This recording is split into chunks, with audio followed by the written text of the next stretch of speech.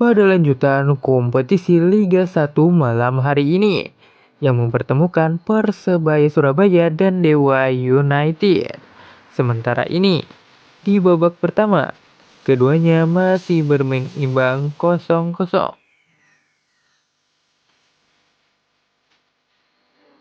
Data statistik menyajikan tim tamu lebih mendominasi jalannya pertandingan dengan 65% ball possession.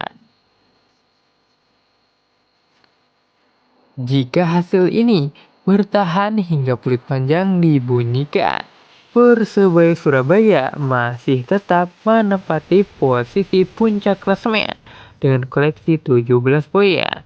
Sedangkan Dewa United akan naik ke peringkat 11 dengan koleksi 8 poin.